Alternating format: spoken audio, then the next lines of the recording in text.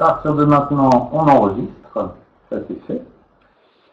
Il y a juste un tout petit truc à rajouter dans le cours que j'ai pas pu faire parce que c'était un truc un peu, c'est pas très compliqué, mais c'est le point d'orgue, on va dire, de la stabilisation des masses des atomes par formation de molécules.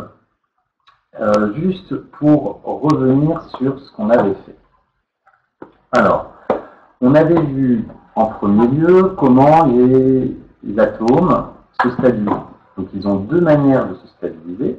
Soit ils forment des ions, en gagnant ou en perdant des électrons, afin de respecter ce qu'on appelle la règle de l'octet et du duet qu'on avait déjà vu dans les cours bien avant. Et cette règle de stabilité, donc, c'est ce que les atomes tendent à acquérir la structure électronique du gaz noble qui leur est le plus proche. Donc, si le gaz noble le plus proche c'est l'hélium, ils vont acquérir un duet d'électrons. Si c'est un autre gaz noble, les atomes vont acquérir un octet d'électrons. Donc, soit ils gagnent ou ils perdent des électrons, et ça va former des ions.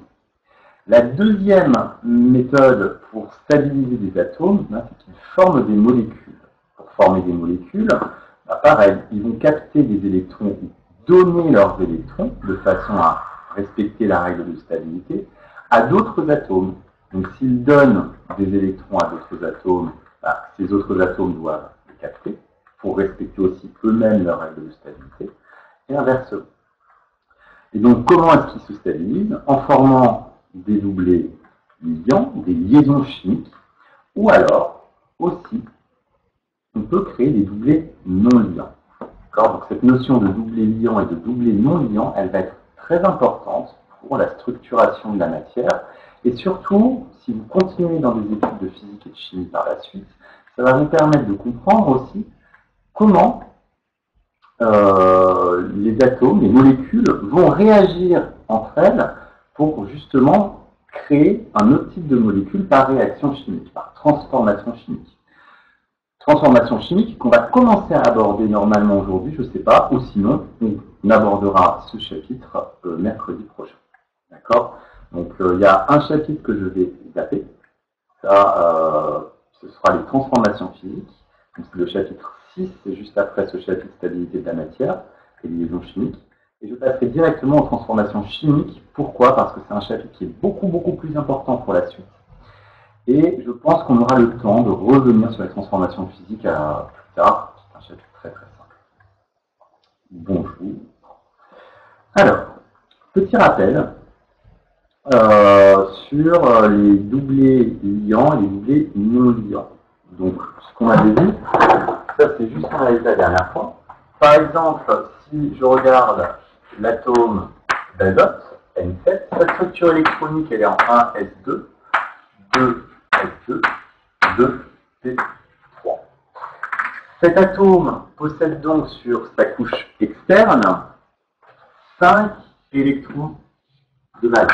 Ces 5 électrons de valence vont pouvoir créer des liaisons et des doublés non liants. Alors pour pouvoir trouver justement quel est le nombre de liaisons qu'il va créer, je vais refaire la méthode que je vous ai donnée tout à l'heure, mais on va en refaire et je vais vous en donner une autre qui est plus graphique, plus facile à visualiser. Donc, pour respecter la règle de l'octet, puisque le gaz noble le plus proche possède toujours 8 électrons, on va regarder 8 moins 5 est égal à 3. Ça veut dire qu'il va créer 3 liaisons. Ce 3, ce 5 que j'enlève au 8, provenant du fait qu'il possède 5 électrons de valence. D'accord? Donc, pour faire ces 3 liaisons, il va utiliser 3 de ces électrons. Il va partager 3 électrons à lui, de façon à créer 3 liaisons différentes. Et maintenant, il a au final 5 électrons de valence. Et donc, il en reste 2, puisqu'on en a 3. Alors, on avait 5 électrons au départ, et on en utilise 3. Ces 5 électrons de départ, ce sont les 5 électrons de valence. Et ensuite, on en a utilisé 3 pour former des liaisons. Au final, il reste deux électrons qu'on va appeler deux électrons célibataires. Et comme les électrons célibataires n'aiment pas rester tout seuls, ben, ils s'assemblent entre eux et ils vont créer un doublet non lié. Donc au final, comment on va représenter l'atome d'azote, N, avec trois liaisons, il va pouvoir créer trois liaisons, et un doublet non lié. Ça, c'est une représentation un peu conventionnelle. Moi, je préfère utiliser ce fait-là. On a notre doublet non liant et ces trois électrons, ces trois petits points que je vais dessiner, qui vont devoir être reliés à d'autres atomes pour pouvoir justement compléter la molécule et stabiliser notre atome par formation de molécules. Il est très bien, Elisa, tant mieux. Alors, autre méthodologie qui est très directe. Alors, celle que je vous demande de connaître et de faire si jamais il y a une interro ou un truc comme ça, de la présentation pour déterminer le nombre de liaisons et le nombre de doublés non liants, c'est comme ça qu'il faut faire. Maintenant, pour pouvoir vérifier rapidement, vous savez en fait que vous avez 5 électrons de valence à placer sur votre atome. En seconde, ce qu'on peut faire, c'est qu'on va mettre des points, un point, et on tourne d'un quart de tour à chaque fois. 1, 2, 3, 4 et 5. D'accord. Et donc les électrons qui sont ensemble, quand il y en a deux l'un à côté de l'autre, ils forment un doublet non lié. Et le reste, c'est le nombre de liaisons covalentes que va pouvoir créer cet atome. Donc on retrouve bien la même structure, qui est directe. Ça vous permet simplement de vérifier vos résultats. D'accord, ça va être important. Donc voilà pour ce qu'on avait fait la dernière fois. Et en fait, ce que l'on voit, ce type d'écriture, ici ou ici, c'est ce qu'on appelle une écriture au format de Lewis. Et on va souvent vous demander de dessiner la molécule ou l'atome sous son schéma de Lewis. Donc c'est ce qu'on va faire aujourd'hui, c'est ce qu'on va découvrir. Je trouve que l'écran est, vous voyez, un petit peu flou. Je vais essayer d'améliorer la focale.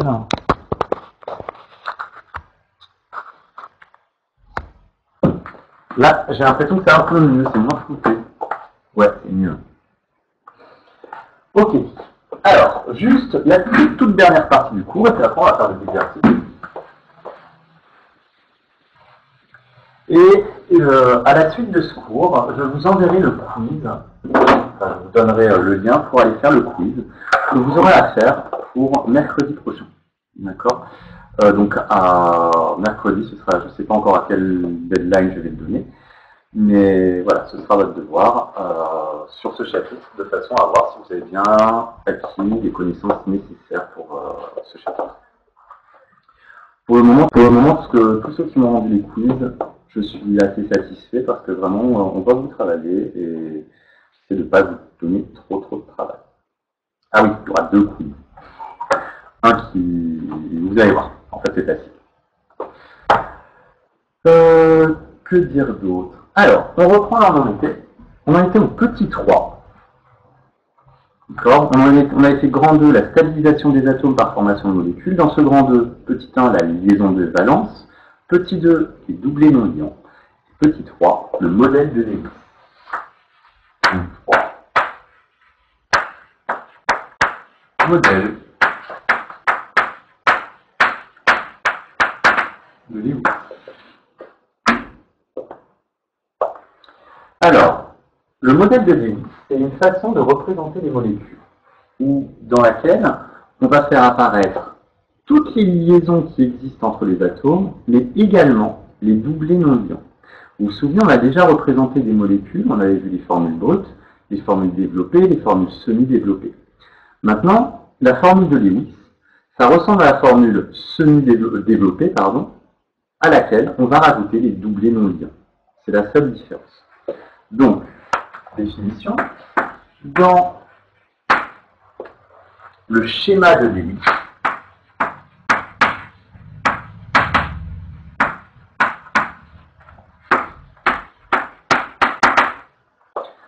on représente tous les atomes, on représente représente tous les atomes ainsi que les liaisons.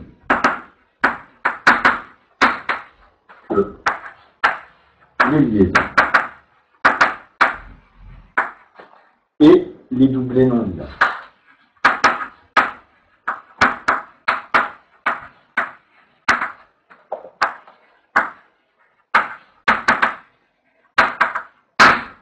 D'accord. On va faire un exemple sur une molécule de base, l'eau. D'accord. Donc, petit exemple, la molécule.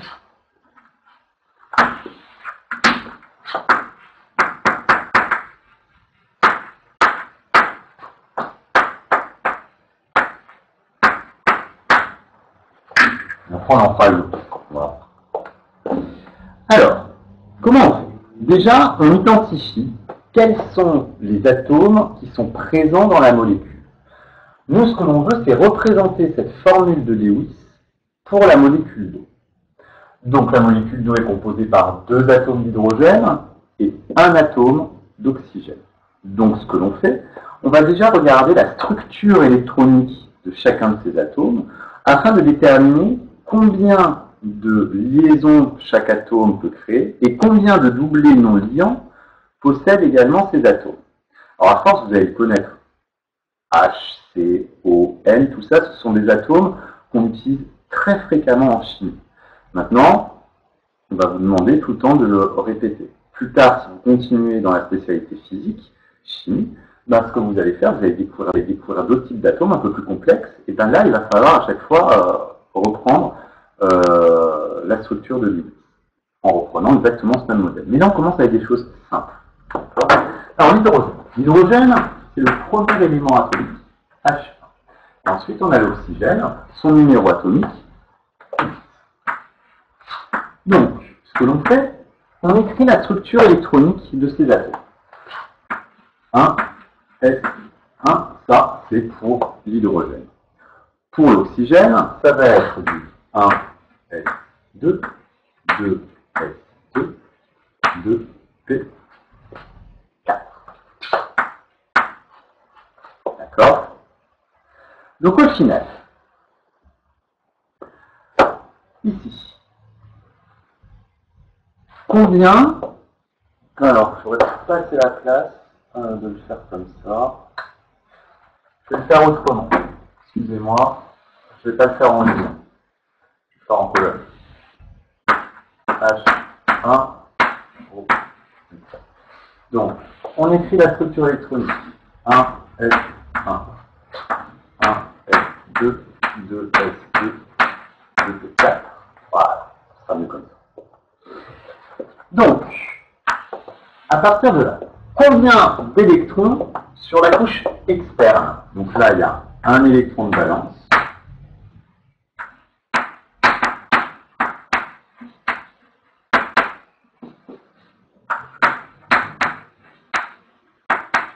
Combien d'électrons de valence y a-t-il pour l'oxygène? Parfait. 6 électrons de valence. 6 électrons de valence. Donc à partir de là, il faut savoir combien de liaisons vont créer ces atomes. Pour trouver le nombre de liaisons vont créer ces atomes, ben là c'est assez simple. L'hydrogène, le gaz noble le plus proche de l'hydrogène, c'est qui?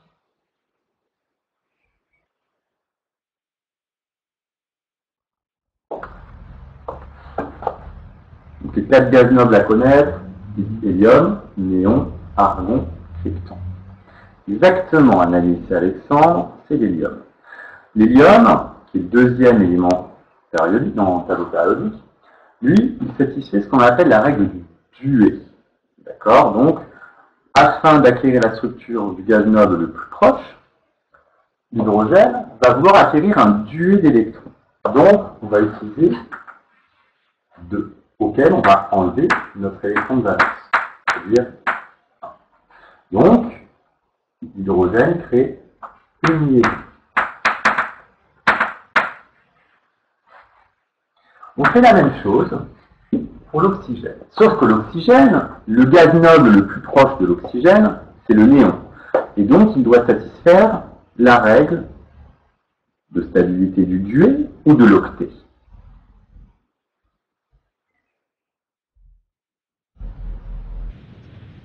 Parfait, de l'octet. Donc, là, on va faire 8 moins le nombre d'électrons de valence qu'on a, 6. C'est égal à 2. Donc, l'oxygène crée 2 liaisons. Et qu'est-ce qu'il nous reste à déterminer? Le nombre de doublés non liants de notre atome. Alors, pour faire ça, l'hydrogène, lui, il a un électron de valence et il va s'en servir pour créer sa liaison. Donc au final, il a combien de doublés non liants possibles? Il lui reste combien d'électrons de valence, vu qu'il en a utilisé un? Parfait. 1 moins 1. Alors, pour bien identifier, je ne sais pas si vous allez voir les couleurs. Là, c'est la liaison qui crée, il en crée une, que je mets en bleu, mettre en jaune, et le 1 moins 1, c'est son électron de valence qui est tout seul. Donc au final, égale 0, 0 doublé non lié. On va faire la même chose pour l'oxygène. Donc l'oxygène, au départ, a combien d'électrons de valence? Qu'on a dit tout à l'heure, on répète, 6. Parmi ces 6 électrons, il va se servir de combien d'électrons pour créer des liaisons? 2. 6 moins 2. Donc, il reste 4 électrons disponibles. Ces 4 électrons, ils n'aiment pas être tout seuls. Et ils s'associent toujours par paires. Donc, si j'ai 4 électrons, je peux créer combien de paires? Parfait. Et donc, on va avoir 2 doublés.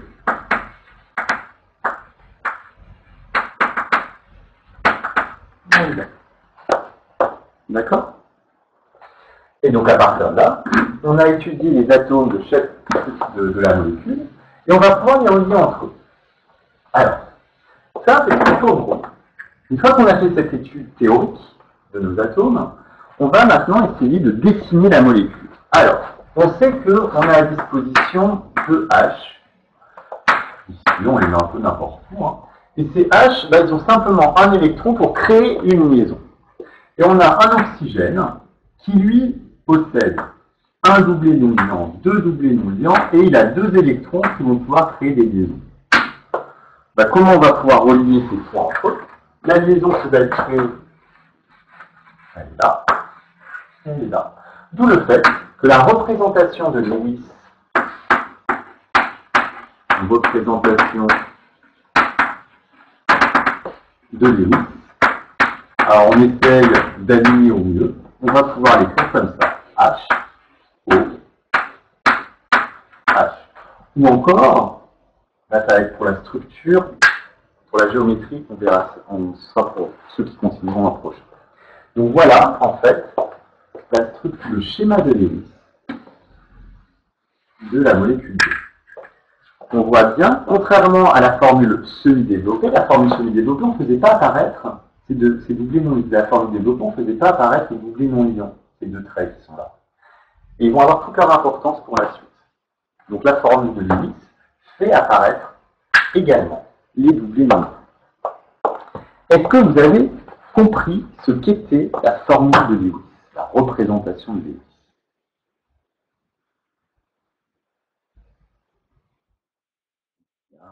Je veux plein de oui. Et s'il y a des noms, je les veux bien aussi pour expliquer.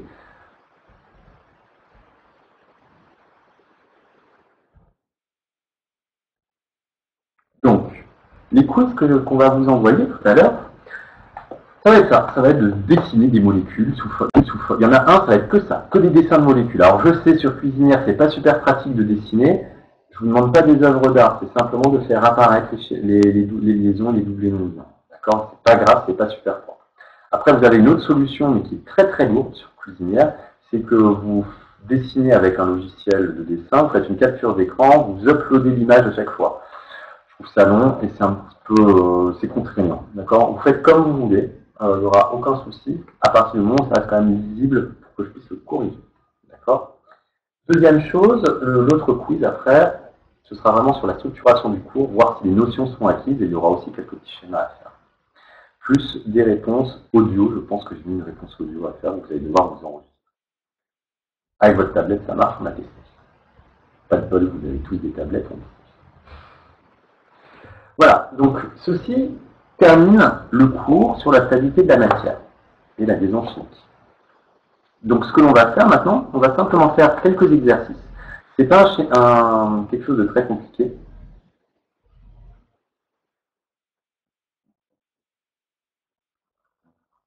Pas compris. Oui, c'est vrai. Vous pourrez changer la couleur, par exemple, dans la. J'ai compris que vous pouvez changer, par exemple, pour faire apparaître les doublés liants et les doublés non liants, vous pourrez changer la couleur du trait.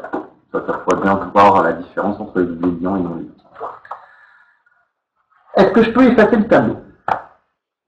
De façon à ce qu'on passe aux exercices.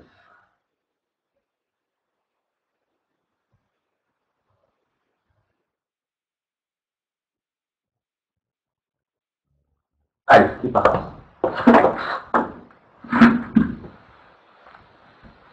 Alors bien entendu, là-dessus, il n'y a pas de TP. Si jamais vous revenez au lycée, chose que pour le moment, on n'en sait toujours rien,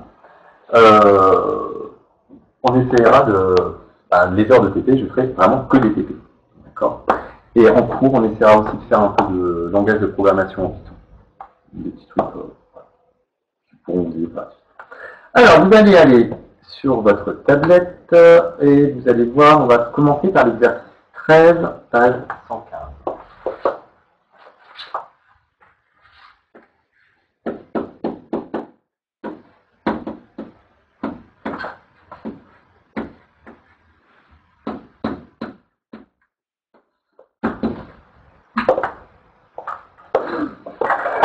Alors, je vais retenter quelque chose. Ça a tout fait bugger tout à l'heure. Donc si je me déconnecte, je me reconnecte aussi vite, mais on va voir si ça fonctionne. D'accord? Je vais essayer de faire un partage d'écran. Donc ne vous inquiétez pas si je pars. Si je pars, c'est pas grave, je reviens dessus. Alors attention, partage d'écran.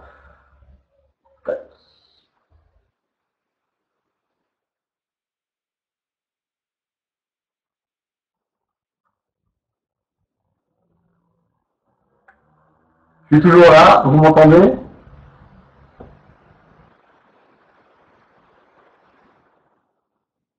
Alors, normalement, vous devez voir mon écran d'ordinateur. Vous voyez ma souris bouger.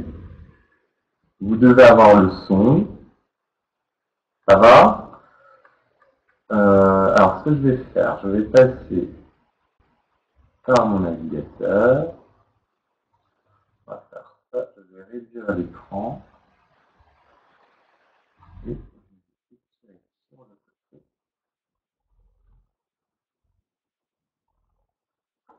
ça n'a pas bugué pour le moment. On va espérer que ça fonctionne. Voilà, comme ça, là, je peux voir le chat et en même temps l'exercice. Donc, normalement, ça devrait fonctionner. Donc, voilà l'exercice. Est-ce que tout le monde le voit? Est-ce que tout le monde voit l'exercice 13 sur votre écran? C'est super. On découvre des nouvelles fonctionnalités. Ça marche. Alors, stabilité du néon et ion monoatomique. Donc le sel de mer est majoritairement composé de chlorure de sodium, NaCl. Il contient aussi du chlorure de magnésium, MgCl.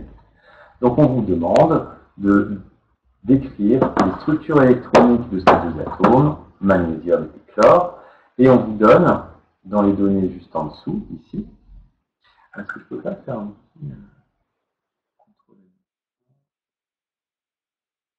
Non, je ne peux pas faire ça. Pourquoi? Pointeur laser.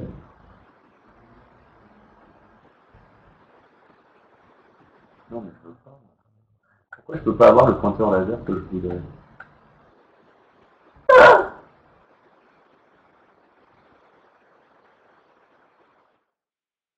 C'est bon, vous me voyez encore ou ça a bugué? C'est un truc. Vous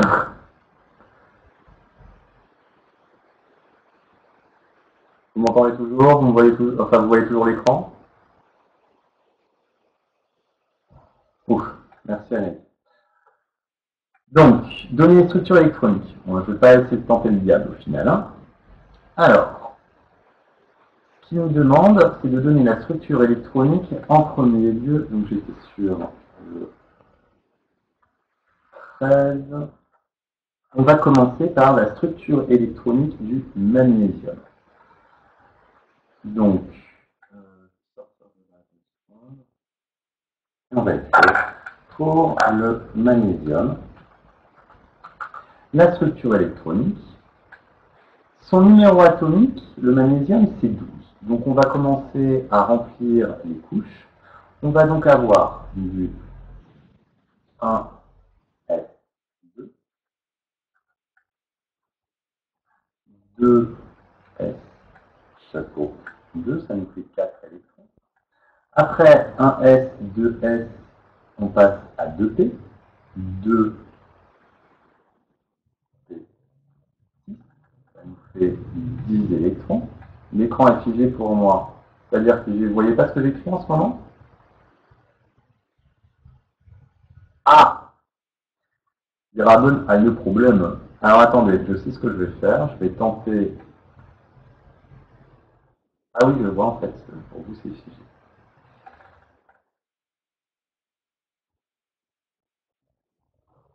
Là, ça doit être mieux. C'est bon? Normalement, j'ai débloqué le truc. Ouais! On y arrive petit à petit.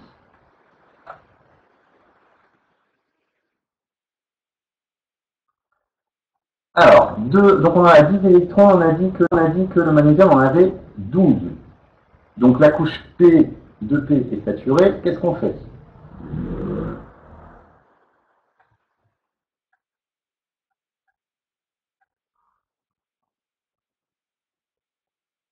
Je vais voir si je peux après augmenter les tailles de caractère. On rajoute à la couche 3 P les 2 électrons qui manquent.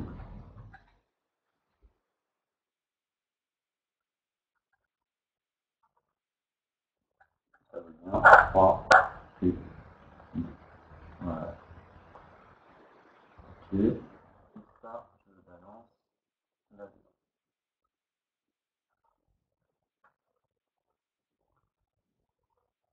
Voilà pour le magnésium. Donc on a écrit la structure électronique du magnésium et on va faire la même chose, mais cette fois-ci, pour le chlore.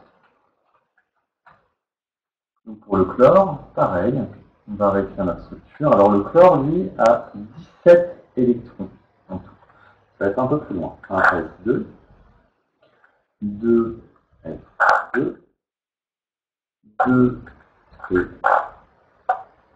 C6, 3 S2. Alors, après 3 S2, qu'est-ce qu'on remplit? Pourquoi pas 3 S?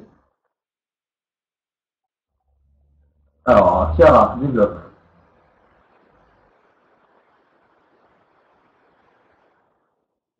Dans l'ordre, règle de Tchaïkovski, 1S, 2S, 2P, 3S. Moi, je vais raconter une bêtise, mais ça m'étonnerait. 1S, 2S, 2P, 3S, 3P, 3D. 1S, 2S, ensuite 2P, ensuite 3S. Pour le magnésium.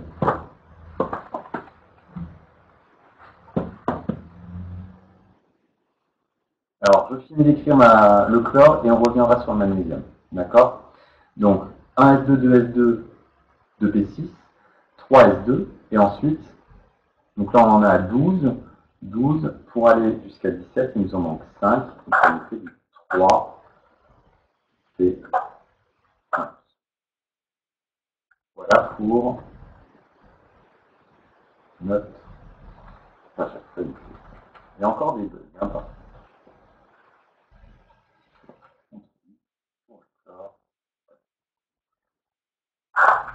Oui, c'est 3S, c'est moi qui me suis trompé.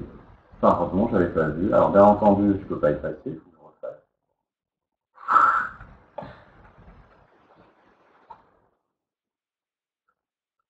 C'est pas encore au point, hein, leur truc. Je peux pas l'effacer. J'adore les technologies modernes. Tac. Ah, il veut pas, hein. C'est pas comme ça que je peux effacer. Non, je peux pas. Ouais, donc,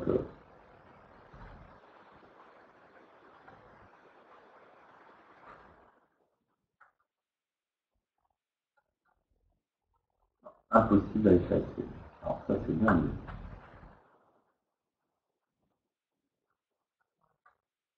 Pas l'effacer. Donc j'ai fait une erreur, on va écrire à côté.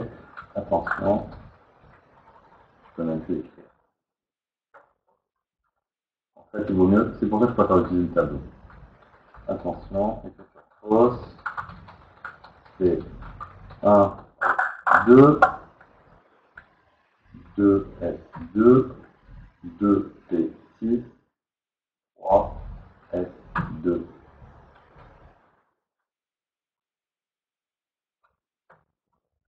D'accord, c'est ça le bon truc. Hein.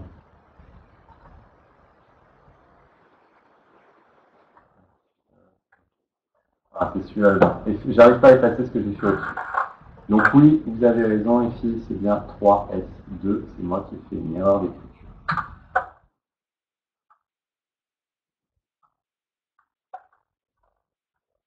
C'est bon pour tout le monde?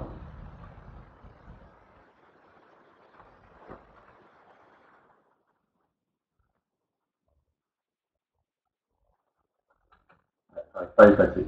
Donc c'est un bug du logiciel. Ça. Alors, en déduire les charges des ions magnésium et chlore. Donc pour le magnésium,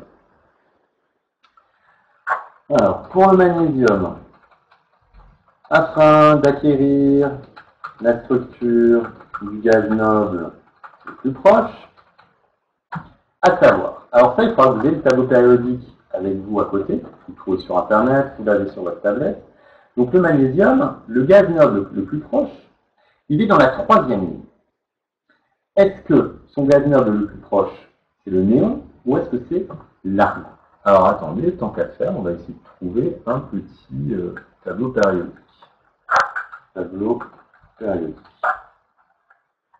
Voilà, hein, c'est comme ça que moi je travaille. Je cherche un tableau périodique, on va dans les images. Tac, tac, tac. Alors, on va prendre celui-là, le premier. Et bien entendu, j'ai fait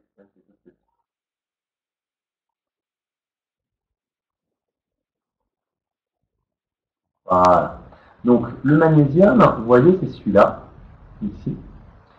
Et c'est vrai que qu'est-ce qui est plus simple pour eux? Est-ce que c'est plus simple d'acquérir la structure du gaz noble qui est le plus proche, c'est l'argon, donc en gagnant 1, 2, 3, 4, 5, 6 électrons, ou est-ce que c'est plus facile,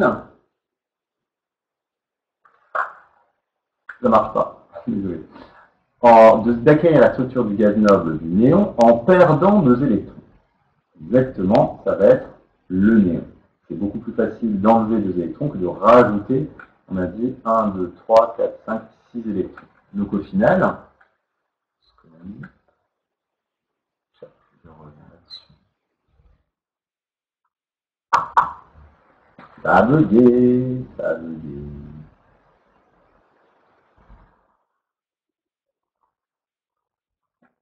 Mon ordi a planté.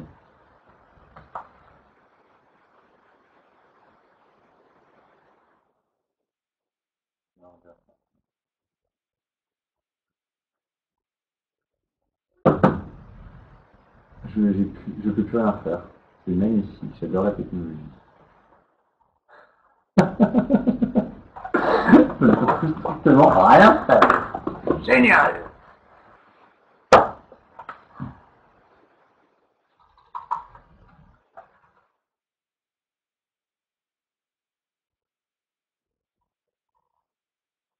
Retour du relance.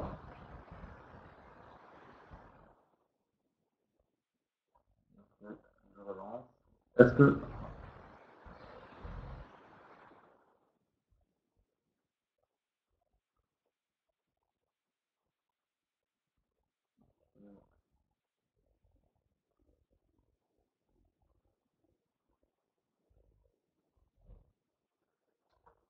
Vous savez quoi? Je vais reprendre au tableau comme d'habitude. On va arrêter le partage. Et ça va être trop. Ça va être mieux comme ça. Vous voulez essayer, ça marche. Ok, je sais que ça marche. Alors on refait vite. Donc question 1. Structure électronique.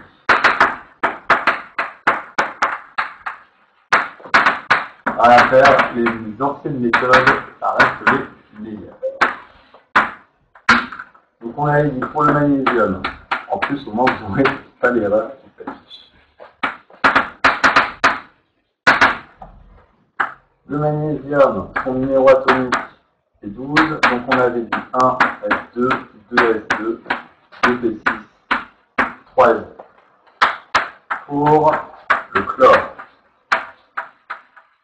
Donc le chlore, 17. Donc on a dit 1 S2, 2 S2, 2 P6, 3 S2, 3 P5. Voilà, on y arrive. Donc, les charges des ions magnésium et chlore. Charge des ions.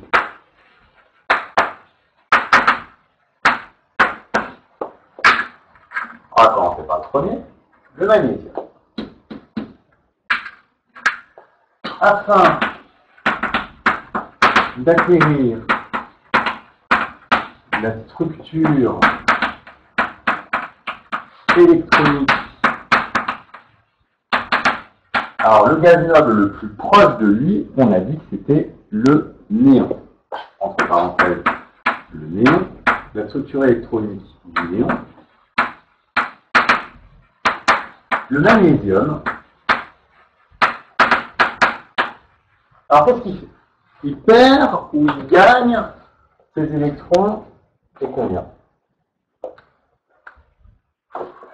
Alors, qu'est-ce qu'il fait? Il les perd ou il les gagne? Et en quel nombre?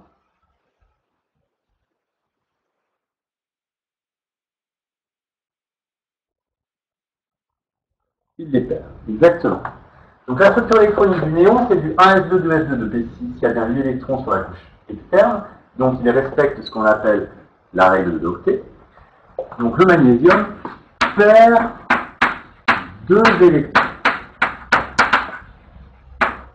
Et donc il satisfait la règle de l'octet. Donc en perdant des 2 électrons, il forme donc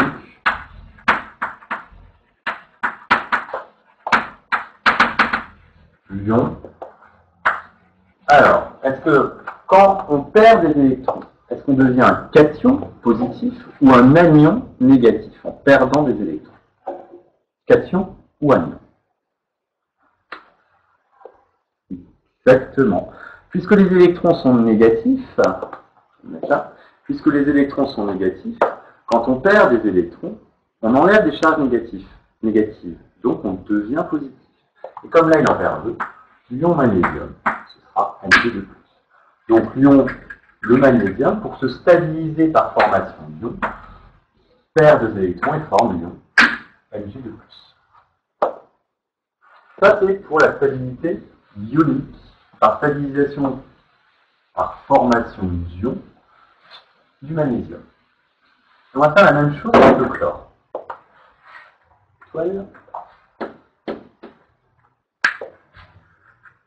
Et toujours la même phrase. Afin d'acquérir la structure électronique. Alors, de qui? Le chlore est plus proche. Exactement. Il est juste là, c'est juste la case avant. Si vous regardez votre tableau perdu, j'ose plus vous le montrer, ça va tout faire planter encore. Exactement. Il est juste là, c'est juste la case avant l'argon. Donc, afin d'acquérir la structure électronique de l'argon.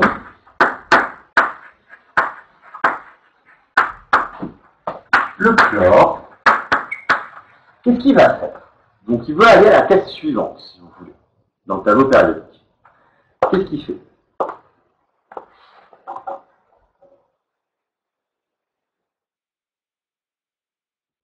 Il gagne ou il perd? Il gagne. Très bien, il gagne un électron.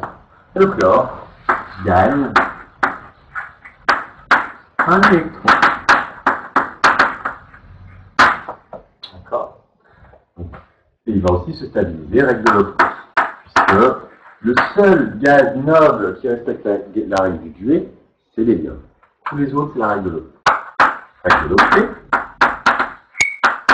Il forme donc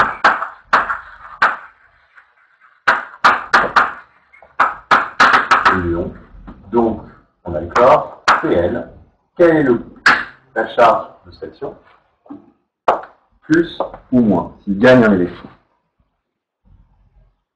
Négatif. Très bien. On devient plus négatif en gagnant des électrons. Donc, ion chlore, ion chloreux, on appelle ça Cl-.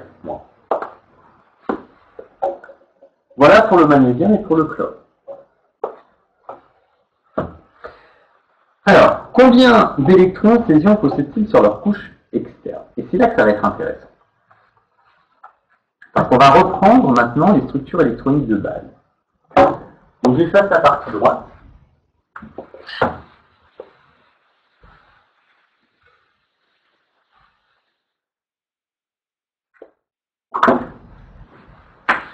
Et en petit 3, on va regarder le nombre d'électrons externes des ions. Alors en fait, on peut tout de suite trouver la réponse, puisque c'est justement la stabilisation en respectant la règle de l'octet ou du duet. Donc forcément, on doit avoir sur les couches externes, pas tout à fait, mais 2 ou 8, ou quelque chose qui va faire du 8 plus 2. On va voir. On va regarder plus précisément. Alors pour le magnésium, on a dit que sa structure électronique c'est 1s2, 2s2, 2p6, 3s2. Ça, c'est le magnésium. Maintenant, si je passe à l'ion magnésium, quelle est sa nouvelle structure électronique?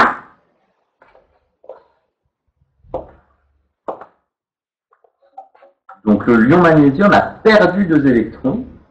Donc quelle est sa structure électronique par rapport à l'atome du magnésium?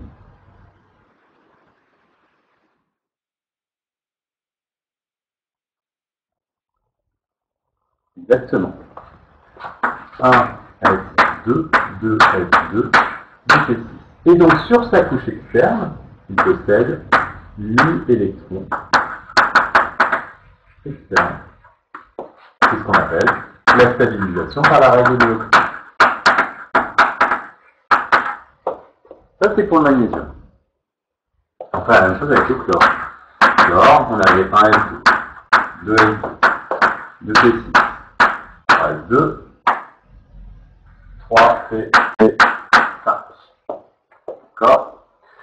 Lui forme l'ion Cl-.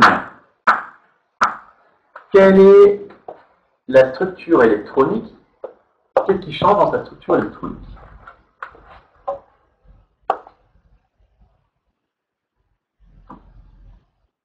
C'est plus long à écrire.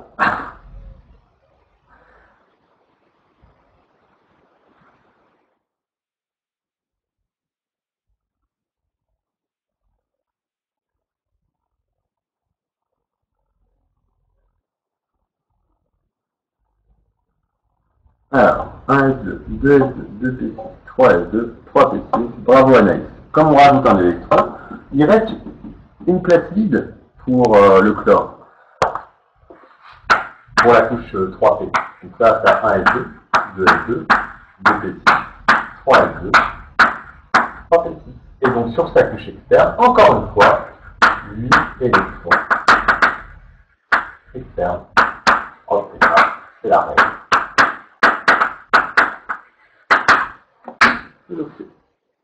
D'accord? Toujours la même chose. On respecte cette règle de l'octet.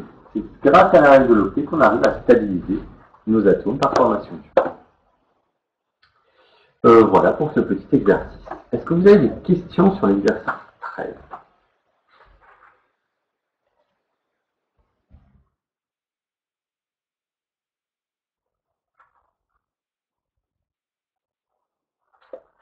Est-ce que c'est clair? Après, on va passer à l'exercice 20 que je vais essayer quand même de rafficher. Plein de trucs à voir.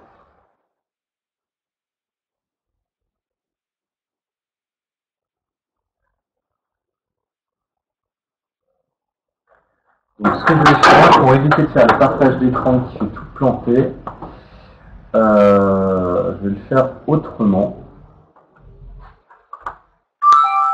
J'arrive. Hop, juste allumer ça. Alors, qui a levé la main? Monsieur Flèche. Tous les atomes, tu dois avoir de l'octet, sauf l'hydrogène. Alors, l'hydrogène, en effet, mais aussi tu as juste ceux qui sont avant. Juste après l'hélium, tu vas avoir le lithium et le beryllium. Lithium, beryllium et bore.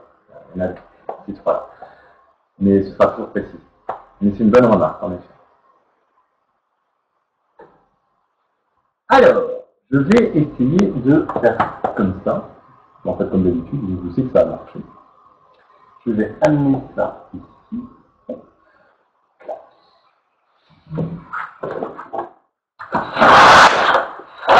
En fait, c'est juste pour qu'on voit l'énoncé. Hein. On va pas rester longtemps. Et qu'on soit tous raccord. Là, moi, ce que je voudrais, c'est avoir quelque chose d'un petit peu plus. Là, ça me fait la taille de l'écran. Là. Et là. Et donc, on va directement à l'exercice 20 de la page 118 sur vos tableaux.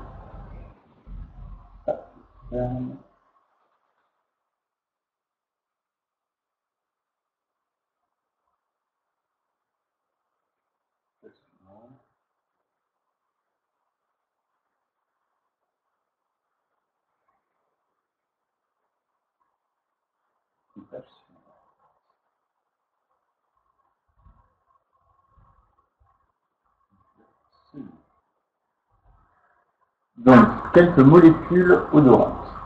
La vanilline est une des molécules responsables de l'odeur et du goûtant apprécié de la vanille. À partir du modèle moléculaire du document 1. Donc, il est où ce document? Attendez, je sors. Il y a d'autres qui sont là. Il est où le document 1? Ah, il est là. Là, on a notre vanille. D'accord? Donc, c'est ce modèle moléculaire. Et ce que l'on demande, écrire la représentation de l'hélice de la molécule de vanilline. Donc, je vous rappelle des choses de base.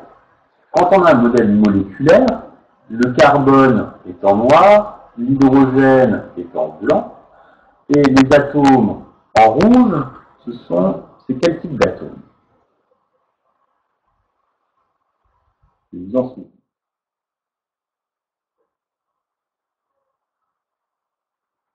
Donc, le carbone en noir, l'hydrogène en blanc, que représente le rouge? Exactement l'oxygène.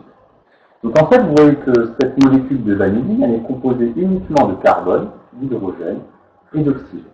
Et ce que l'on veut, c'est retrouver sa représentation de l'hélice. Donc il va falloir placer tous les atomes avec leurs lettres qui les représentent, ainsi que les liaisons, mais également trouver les divisés non liants. Et en fait, force vous savez.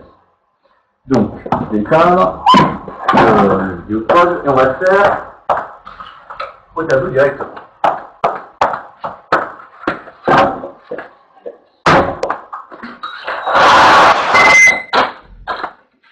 Ça, je peux le faire.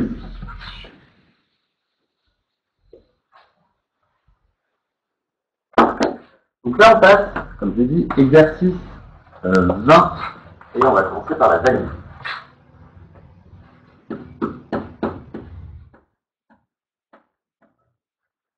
Page 118.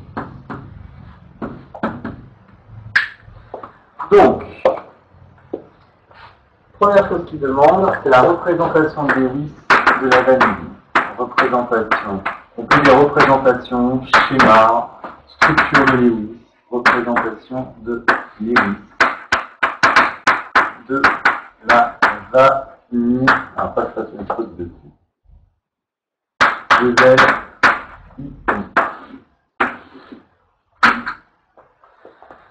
alors c'est vrai, à chaque fois, normalement, il faudrait redémontrer que l'hydrogène crée une liaison, nanana. Sauf que, à force, on le connaît. Et donc maintenant, j'accepte le fait. Là, ça va mieux. Apparemment, ça frisait, là, ça va mieux, je ne frise plus. Donc, je le répète. Vous savez que le carbone, on va le faire de façon schématique, c'est quoi le numéro atomique du carbone?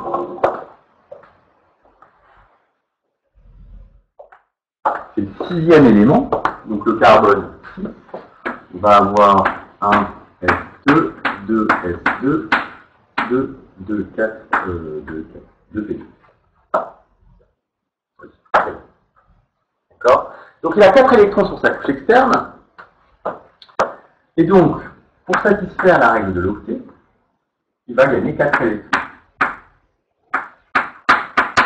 Donc il va former 4 liaisons. Il en a déjà 4, 8 moins 4, ça nous fait 4 liaisons. Et 0, doublé non liant. DNL pour doublé non liant. D'accord? Je vais plus le réécrire à chaque fois. Ensuite, on a l'hydrogène. 1, ça fait 1S1. Lui, il crée une liaison. 0 doublé non liant. Et puis, on avait l'oxygène. Alors, le numéro atomique de l'oxygène, c'est du 8. Numéro 8. Au 8. Donc, si on écrit la structure électronique, 1S2, 2S2, 2P4. Donc lui, pour acquérir la structure électronique du gaz noble, il a déjà 6 électrons autour de lui. Il va acquérir un octet. Donc il va créer 2 liaisons. En captant 2 électrons. Donc comme il crée 2 liaisons avec, il en a 6 dessus, il lui reste 4 électrons célibataires. Donc il va créer 2 doublés non libres. On a donc carbone, un point, un point, un point, un point.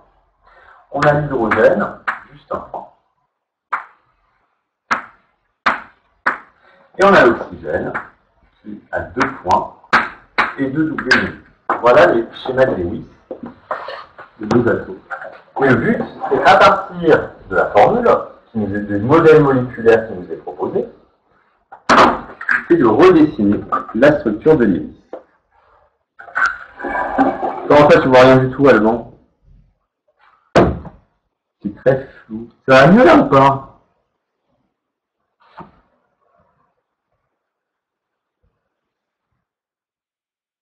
Alors, ce que je peux, je vais essayer quelque chose. Paramètres multimédia, check.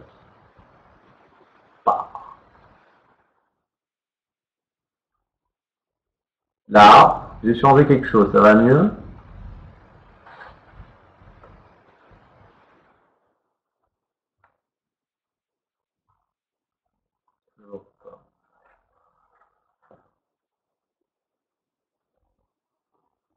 Ouais, bah moi j'ai frise là.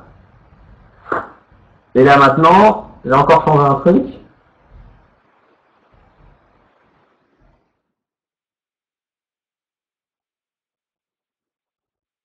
Ah, bah oui. On y arrive petit à petit, on y arrive. Donc, ce que l'on va faire, on va reprendre le schéma de la vanilline, donc sur votre document 1. Et à partir de ce schéma, on va déjà représenter toutes les liaisons, comment elles sont représentées. Donc, on part, on a ce carbone. Alors, il va part un peu de place. Hein, carbone qui est avec des H autour de lui. Ensuite, il a son oxygène, qui lui est un carbone. Après, il y a un C qui est là. Lui-même va avec un oxygène. Il va avec un H. Il va avec un C. Avec un H. Un C. J'en suis où? Un H. Un C. Un C. Un O.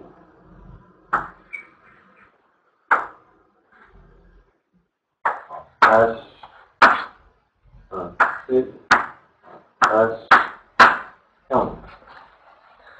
Là, j'ai simplement représenté ma molécule à partir du modèle moléculaire tel qu'il est dessiné.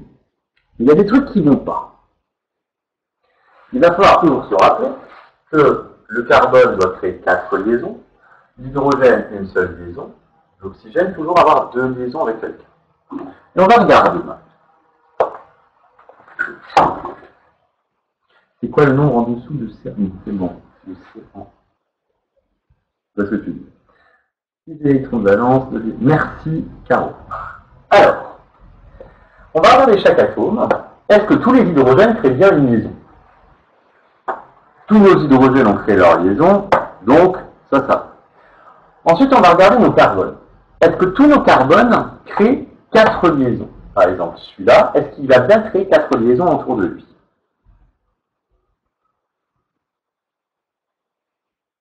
Donc, il est bien, il n'a pas de doublé non liant, ça marche. On passe à celui-là. Est-ce qu'il a 4 liaisons autour de lui?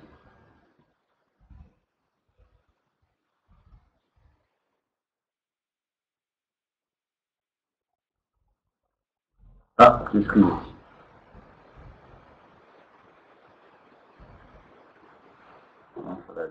Donc, est-ce que ce carbone crée 4 liaisons autour de lui?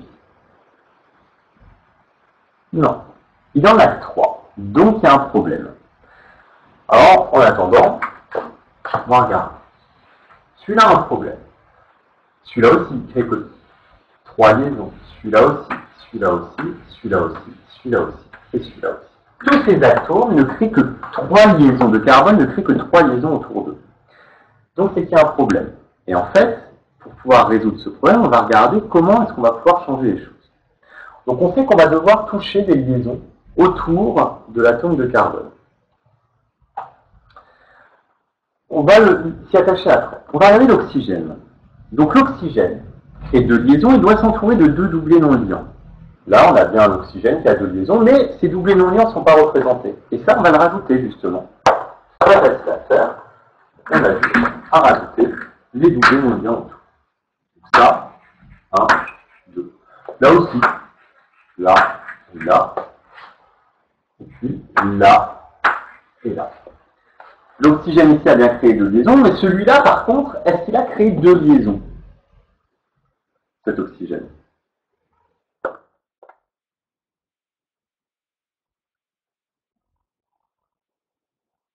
Non.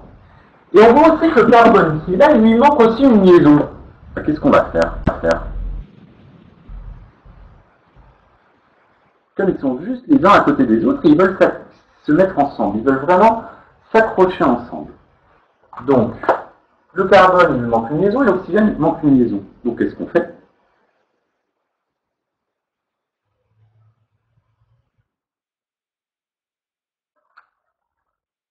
D'après vous.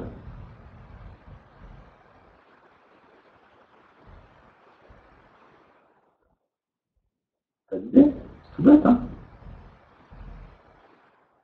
Exactement. Merci, Jeanne.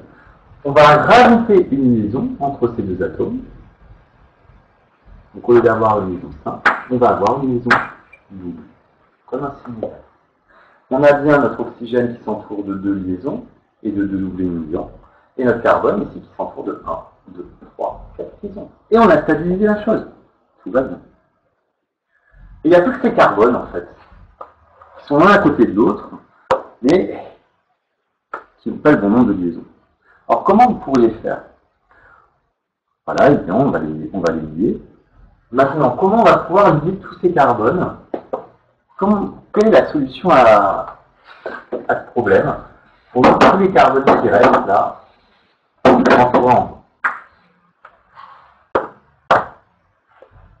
Alors, est-ce que j'ai dit tous? Toc, toc, toc, je mets tous des doubles liaisons partout. Est-ce que je peux mettre des doubles liaisons partout?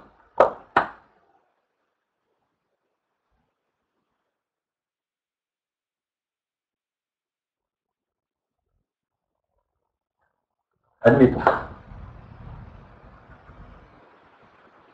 Comme on a fait pour le carbone et l'oxygène,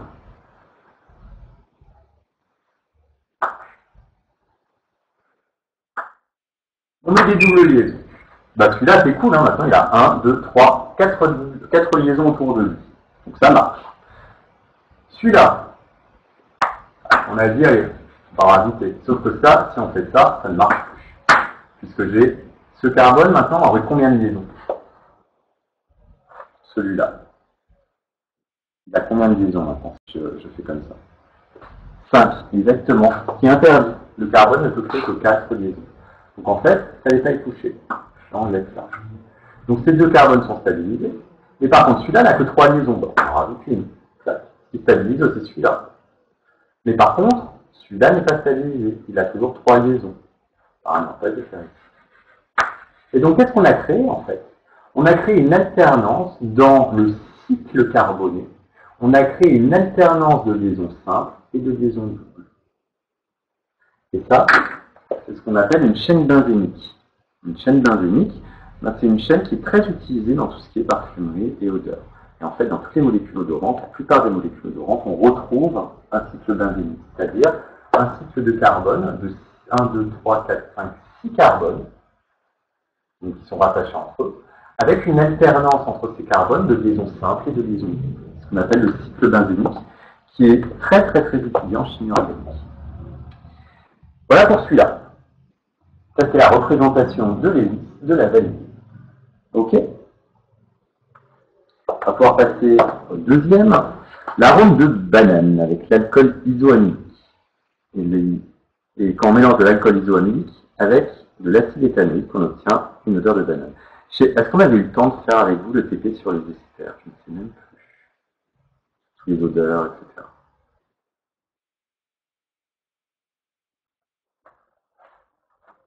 Non. Allez, ouais. C'est un truc simple. Se rendre, on le fort. Alors, deuxième question, c'est la même chose, sauf qu'on ne vous donne pas un modèle moléculaire, on vous donne une formule développée. Afin de trouver la représentation de schéma de Lewis.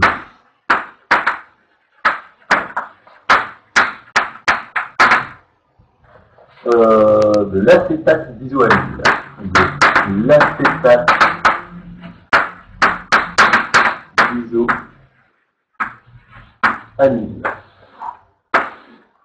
Donc là, on recopie la formule qui nous est donnée, hein, tout bêtement. On a H, C, H, H, C, C, H, H,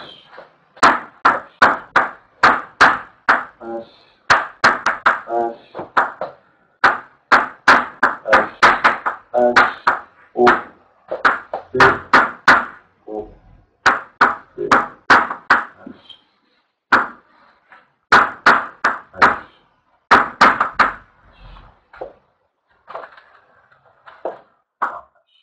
Et tout ce qu'on vous demande, bah là vous avez les liaisons doubles qui sont déjà placées, donc c'est un peu plus facile. Ce qu'il faut, c'est simplement rajouter les doublés non liants. Le carbone n'a pas de doublé non liant, l'hydrogène n'a pas de doublé non liant. Par contre, l'oxygène a 2 doublés non liants. Donc là, on a juste à rajouter sur les atomes d'oxygène les doublés non liants. 1, 2, 1, 2. Et voilà, c'est terminé. Celui-là, vraiment pas compliqué.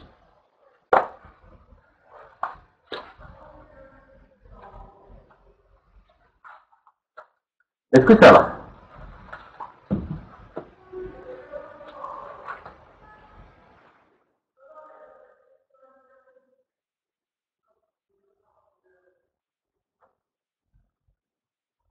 Est-ce que vous avez des questions sur cet exercice 20?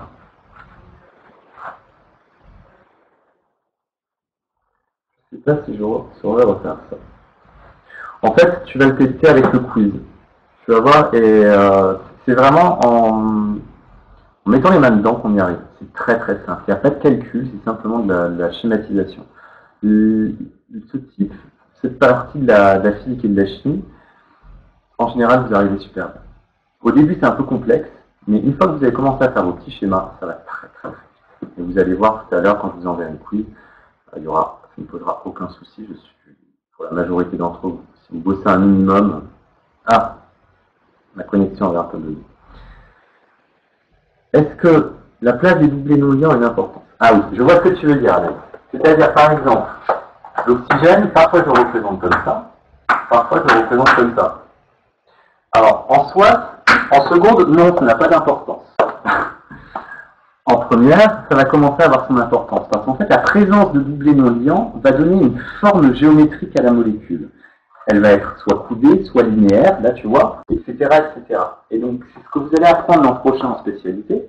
C'est en plus, comme ça, on va avoir une molécule qui va être en forme de coude, etc., etc. Et donc, c'est ce que vous allez apprendre l'an prochain en spécialité. C'est en plus de l'existence des doublés non liants, leur position spécifique va permettre de comprendre quelle va être la forme géométrique de la molécule. Et pourquoi c'est important de connaître la forme géométrique d'une molécule? Parce qu'en fonction de la forme, de la géométrie même de la molécule, eh ben, elle va pouvoir être modifiable par une attaque chimique d'une façon ou d'une autre. Ça, c'est le problème de terminal. Vous voyez, on avance petit à petit. Donc, en seconde, là où je place les bidons, c'est pas grave. À choix aussi, à la place de ça, on aurait très bien pu faire comme ça. J'accepte. Moi, je sais que c'est dans cette forme, que c'est les classiques qu'on écrit de cette forme. J'ai répondu à ta question, Anaïs.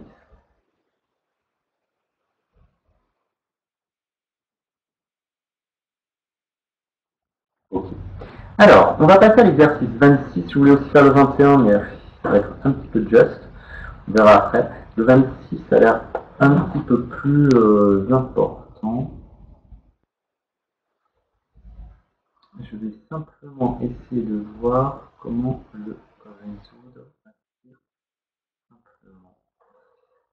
Sur classe. 1, 3. Physique chimie. Seconde. C'est le chapitre 6.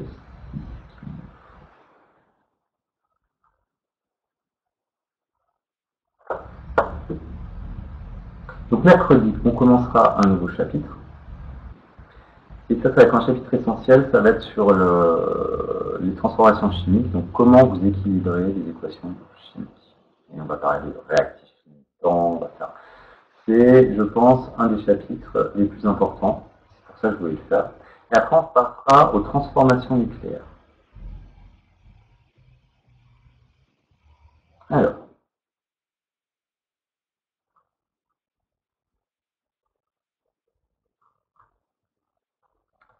Donc, dans l'exercice 26, je vais vous l'afficher. Est-ce que je peux effacer le tableau? Déjà.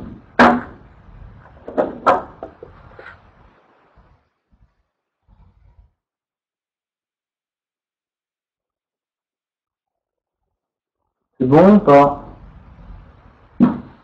Moi, la partie droite, je sais. Je peux effacer à gauche? Dites-moi. Oui. 2 oui. 3 oui. Ah, c'est bon. Et je vais vous afficher cet exercice. C'est un exercice complet.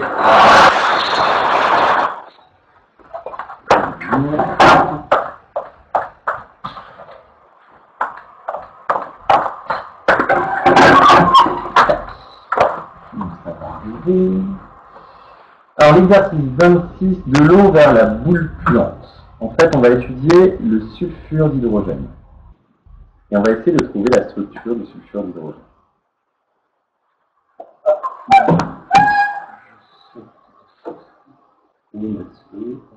Là.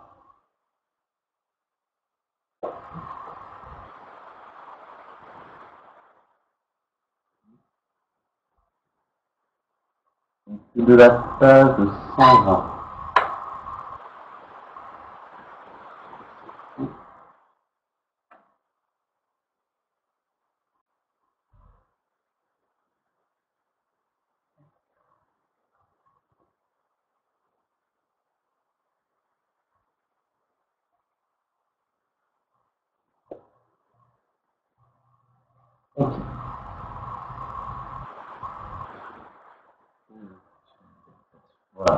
Donc c'est l'exercice 26, de l'eau vers la voluptuance.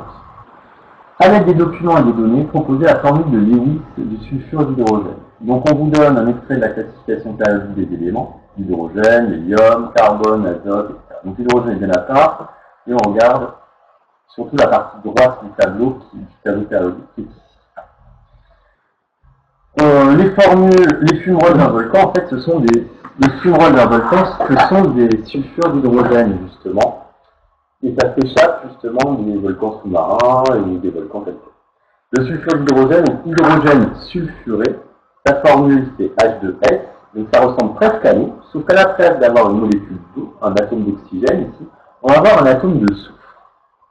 C'est un gaz, et qu'on reconnaît très facilement parce que c'est celui qui est utilisé dans les bouilles puantes. Alors, qui donne cette odeur de fumée. Donc le but, de trouver l'écriture de la formule de Lewis du sulfure d'hydrogène. Et on va regarder est-ce que c'est la même que ce que l'on a pour l'eau. Alors, et on va voir en fait qu'il va y avoir exactement pratiquement la même structure. Alors, il y a une méthode très facile pour le faire, et il y en a une qui est un peu plus difficile. Là, ce qu'on va faire, c'est la méthode complète. On s'arrêtera là. Donc, je peux éteindre.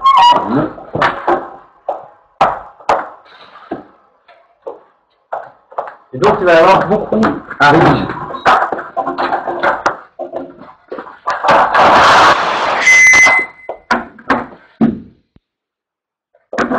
Donc, on y va. Exercice, j'ai dit, c'est le 26, page 100.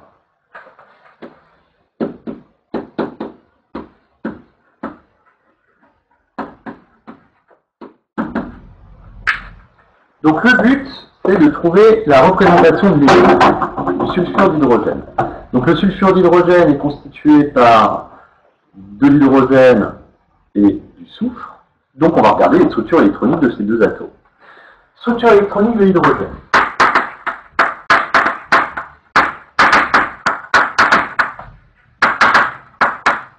Le H. Là c'est facile, puisque c'est le premier élément, c'est 1S. Pas de problème. Ensuite, on va regarder la structure électronique du soufre.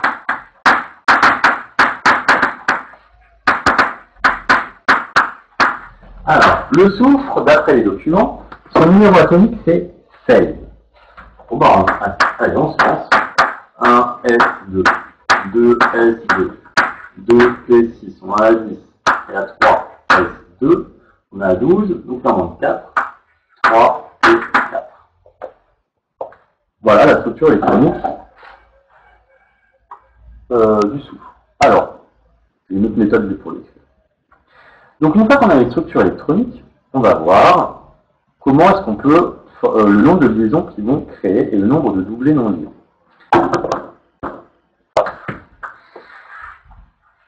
Alors comment on écrit ça? H possède un électron de valence. Un électron de valence et doit respecter la règle du duel.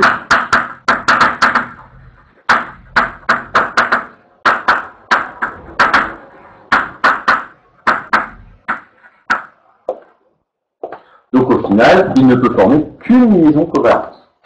Deux points. Il ne peut former qu'une liaison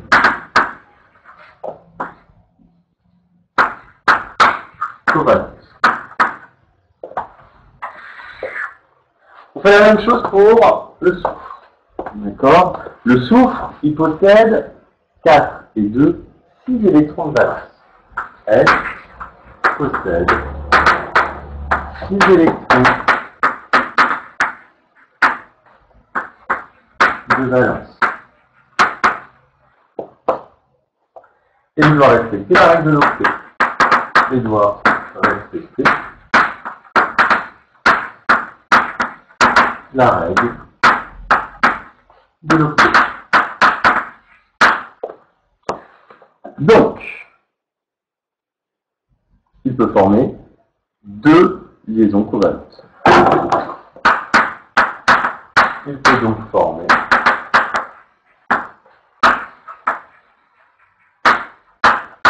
deux liaisons covalentes.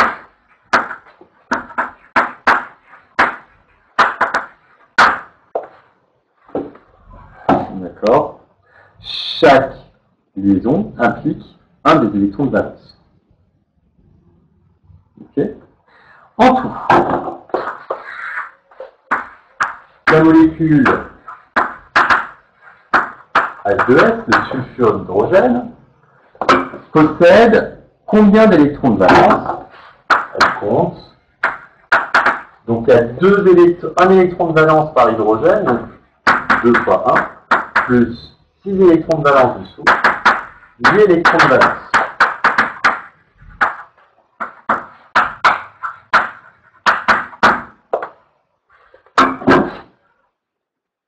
Donc au total, soit 4 doublés. Vous êtes d'accord? Comme en tout, il y a 8 électrons de valence. Ces 8 électrons de valence total sur la molécule, ils s'associent tous par paire pour former soit des liaisons covalentes, soit des doublés non liants. Donc comme on en a 8, on va former 4 doublés. Maintenant, de quel type de doublé? Est-ce que ça va être des doublés liants ou non liants? C'est ce qu'on va voir.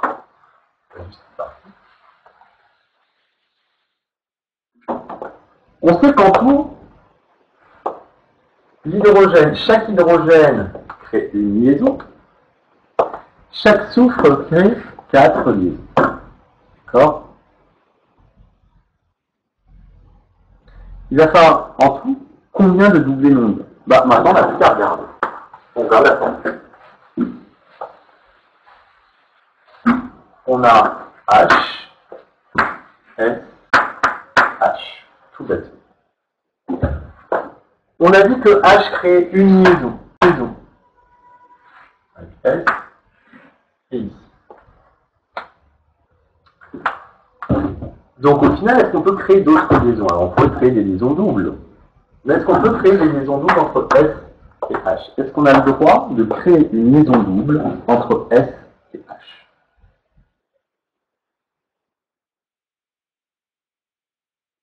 Non. Parce que H ne peut créer qu'une liaison covalente.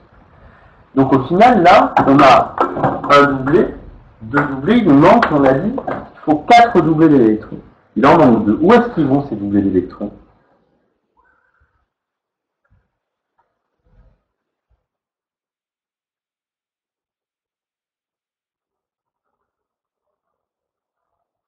Exactement. Très bien. Bon, elle est là. Donc au final, la représentation de Lewis, on peut la laisser comme ça, mais c'est pas très propre. Soit vous l'écrivez S, donc ça en seconde c'est autorisé. Moi je préfère cette forme, un peu comme la molécule d'eau. D'accord. Ou même, où vous avez très bien le droit, même si c'est pas comme ça que ça le représente, et pour le moment au niveau de seconde, vous ne pouvez pas encore savoir pourquoi, donc je suis obligé de l'accepter. D'accord. Ces 3 représentations qu'on est données, elles sont justes. Voilà comment on trouve la représentation de Lewis du sulfure d'hydrogène. Alors,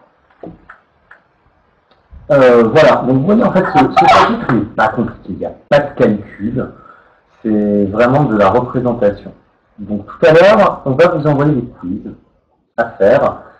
Je vous laisserai jusqu'à mercredi soir pour les faire, parce que comme on a cours ensemble mercredi, si vous avez des questions sur le quiz, je pourrais vous aider, vous répondre mercredi. D'accord? N'attendez pas la dernière minute pour faire les quiz.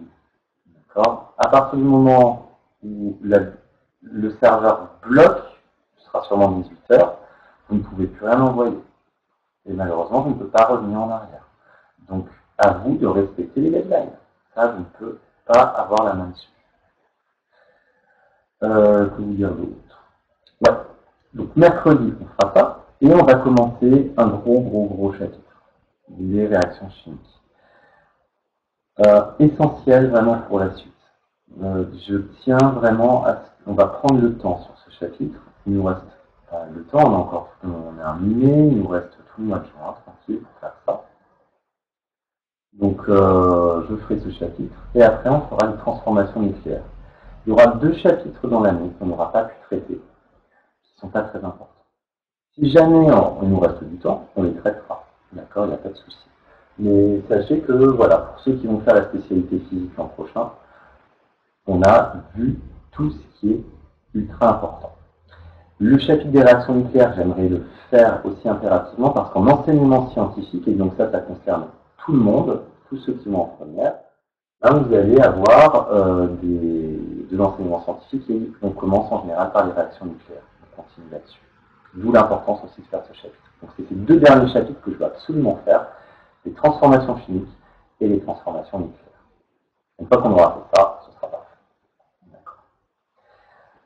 Voilà, déjà, avant, je vais vous parler un petit peu orientation, fiche de vœux. Juste avant, est-ce que vous avez des questions sur ce chapitre?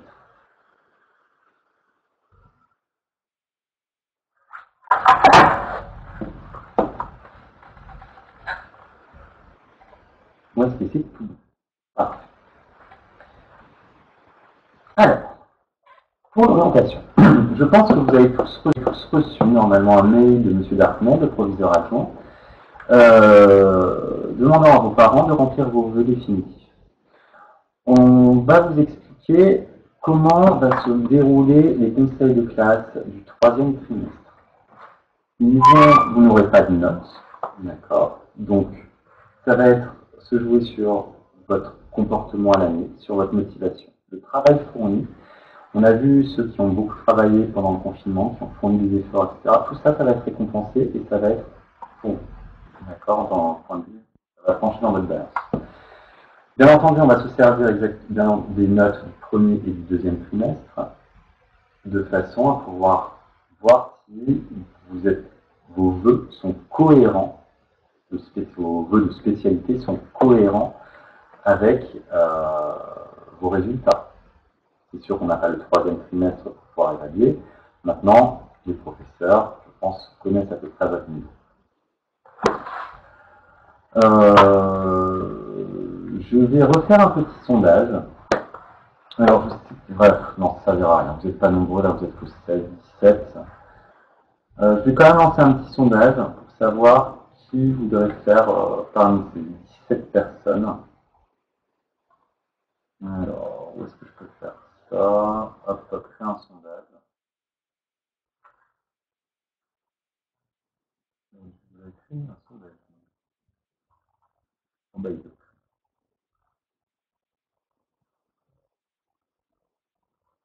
Ouais. Les ordirames, c'est une catastrophe. Alors. Ok. Ajouter une question. Donc, je vais vous le lancer très rapidement. Qui est la spécialité physique en première? Voilà, c'est ça ma question. Ouais, en fait, pas souhaiter en la spécialité physique. Donc, choix multiple, réponse unique. Ajouter une réponse. Oui. Ajouter une réponse. Non. Enregistrer. Tac, tac. Terminé. Et je vais donc lancer ce sondage. Hop. Allez-y, répondez-moi à ce sondage des participants qui êtes, les 17 participants qui êtes là. Ça va me donner quand même une bonne approximation, je pense.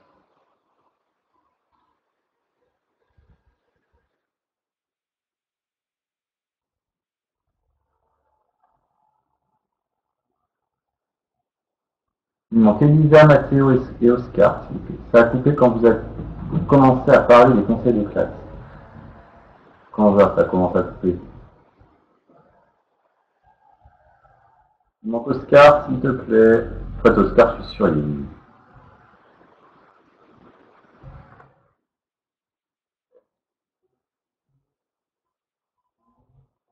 D'accord.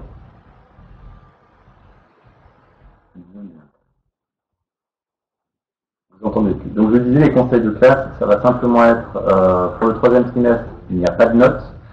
Ça va être sur le travail fourni pendant le confinement, ce que vous avez fait, votre participation, votre motivation. Est-ce que vous avez bien assisté aux classes virtuelles? Chaque professeur sait exactement ce que vous avez fait. Moi, je sais comment vous avez bossé pour la plupart en confinement, donc je vous dirai. Juliette, réponse au sondage, s'il te plaît. Et Oscar, réveille-toi, punaise. Oh. Et bien entendu, les spécialités, les choix de spécialités seront principalement basés, bien entendu, sur vos notes du premier et du deuxième trimestre et votre évolution quant à la suite, pendant le confinement. Voilà, c'est tout ce que j'avais à vous dire. Je coupe l'enregistrement.